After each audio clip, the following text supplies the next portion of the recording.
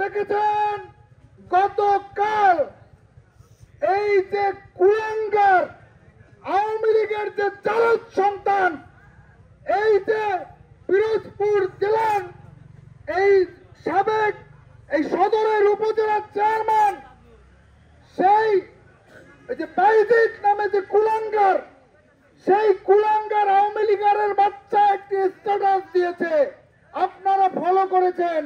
যে ও বলেছে যে 3 ডিসেম্বর নাকি 6:22 আমাদের নেত্রী মারা গেছে। ওর স্ট্যাটাসে বলেছে, যেখানে ওর দৃষ্টতা এতদূর পৌঁছে গেছে যে আমরা কল্পনাও করতে পারিনি।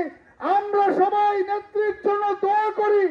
দেশি বিদেশি চিকিৎসক যারা নেত্রীকে দেখে তারা নেত্রীকে বিদেশ যাওয়ার এই বিষয় নিশ্চিত করেছে, বিদেশ নেওয়ার বিষয়। ও কুত্তার বাচ্চা কোন ধরনের ডাক্তার আমি বলতে পারি না, না ওর কোন বাবা এবার সেটাও আমি জানি না, ওর কোন বাবা ওকে খবর দিয়েছে এবার কেয়ার থেকে আল্লাহ রাব্বুল আলামিন জানে।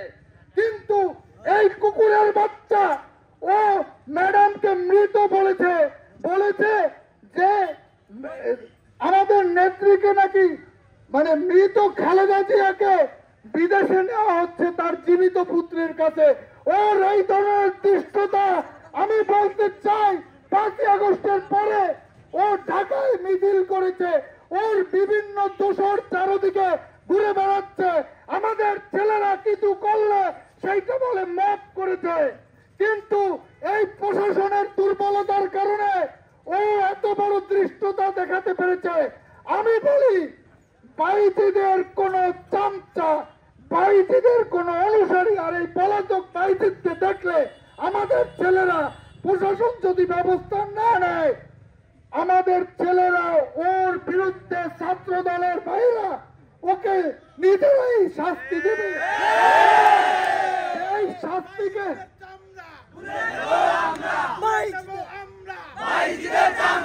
এবং ছাত্র দলের নেতৃবৃন্দ করবে, কিন্তু ওর কোন ছাড় নাই, কোন ছাড় নাই। ওকে বাংলাদেশের যেখানে পাবে আমাদের কর্মীরা সেই জায়গায় প্রতিহত করবে। আমি টাউন ক্লাব মাঠে ওর পুষ্পতলিকা দাও করা হবে।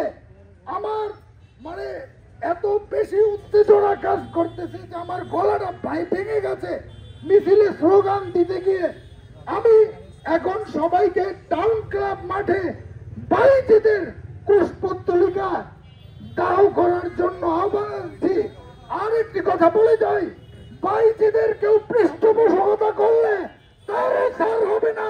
কেউ ভোটের চিন্তা করে আওয়ামী লীগের ভোট দিয়ে জনপ্রতিনিধি হওয়ার কেউ যদি চিনবেন, তার বিরুদ্ধেও ব্যবস্থা নেওয়া হবে।